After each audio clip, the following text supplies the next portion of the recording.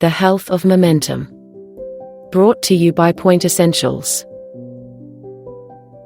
Your mind, especially the body, is the latest biologically attuned framework of unrelenting resistance perseverance against the brutal, indifferent odds of our natural habitats. It is therefore that our bodies, in its very design, are optimized to be in constant motion, nimble jerking readiness in a constant world of unrelenting limbo, of sheer unpredictable entropy that could give no compromise to our wishes, even our wishes to rest.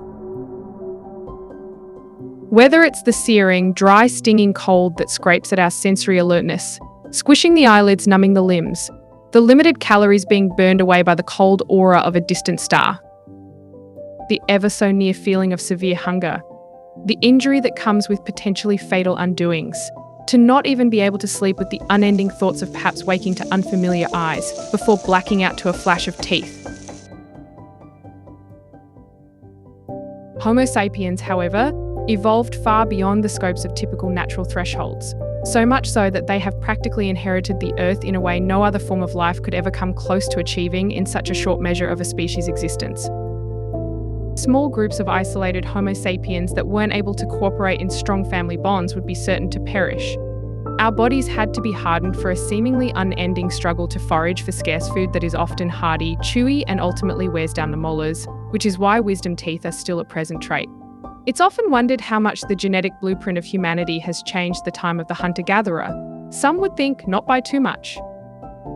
It largely has to do with the fact that our blueprint, even this far ahead of our latest generation, still retains the principal layout that is well within the capability of being conditioned by turbulent times of scarcity, prolonged exposure, and pattern recognition that has helped our ancestors survive. Further combined by tool use, verbal exchange, clothing, and agriculture, among many other key developments, has quickly derailed the evolutionary arms race of all species within the planet.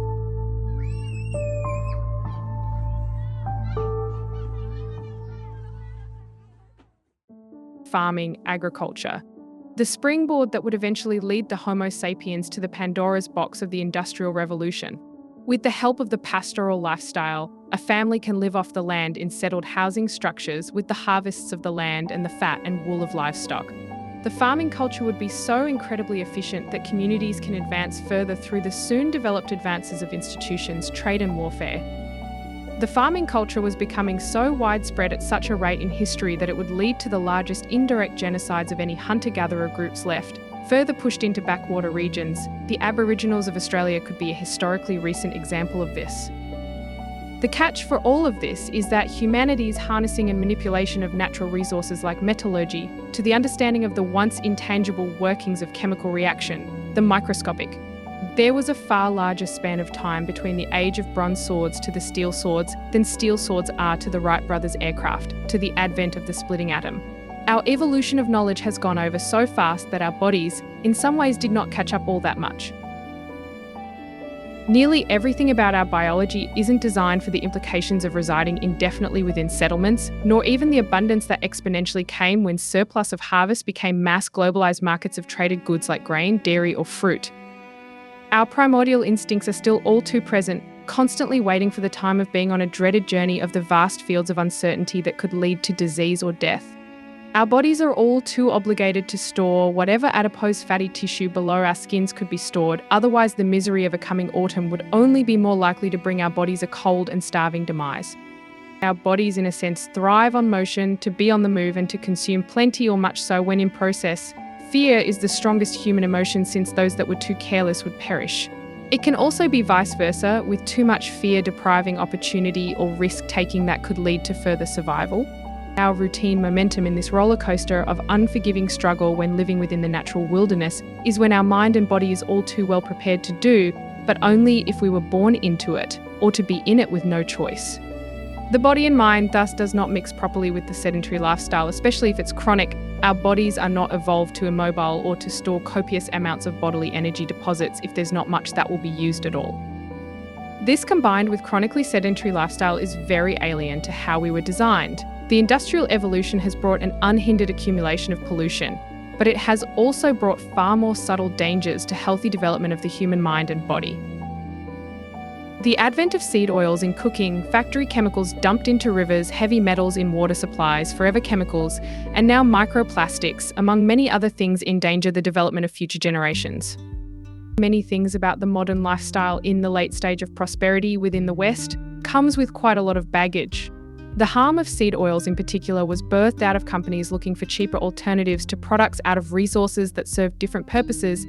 The sunflower seed oil used to lubricate engines of Canadian warships during the Second World War. But like the sunflower seed, other seeds were used in large quantities for cooking. Though consuming unsaturated fat, in other words, linoleic acid, is abundant within these oils and were suspected to block out vital processes essential for further brain development in animals, even humans. This is in contrast to omega-3 oils found in foods like fish, which is the most essential step to our path to be the species we are today.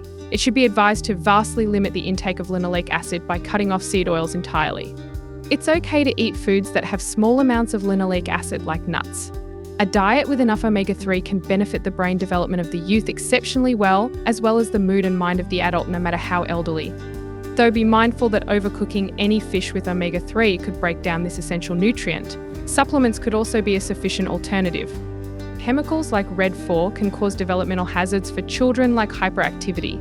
Even in processed foods like frozen pizza, for an example, many brands are found to have carcinogens, synthetic chemicals, or otherwise that puts the body at risk of cancer. A child's safe and secure development coincides with being free of these toxins. Better yet, along with that, the given chance to play freely for his desire to move till he becomes sleepy for a plenty good rest. The revolution of horseback archery warfare by the Eurasian nomadic tribes were the only time in history when farming cultures and pastoral city-states alike were severely challenged, if not outright obliterated, until the invention of fortresses and gunpowder weaponry became more common.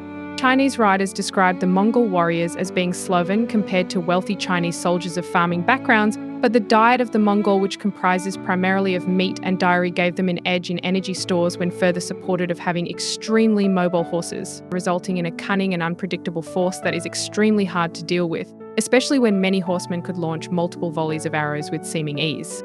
The constant motion of the horseback archer's lifestyle and tactics has made the tribe extraordinarily dangerous for the pastoral communities and even entire civilizations in the worst-case scenario. While modern life may be full of complications that make our minds and bodies ache with disorder, there are practices like an investment into hard labour activities that correlate with one's interest or passion. This could be the gym, nature hiking, or perhaps swim practice. Though keep in mind, if you do plan on doing outdoor activities, then it is advised to check. If it's a considerably forested area, make sure to bring bear spray or more lethal options for a potentially bad encounter with carnivores in your local geography. So, in short, when we become too lazy, careless and indulgent, our entire being eventually reacts negatively to this because it's stagnation. No direction, no momentum. Like the hinges of a door handle that is not used, it builds up rust and becomes weaker. Our bodies are all about being pumped with the thrill of life because to be stagnant is to curse at the entropy of nature. We must always progress in every way that makes us human. It doesn't necessarily mean we have to suffer, but to condition ourselves for as much as we can so as to not suffer as much as we have to. We have to be smart with our decisions, life paths.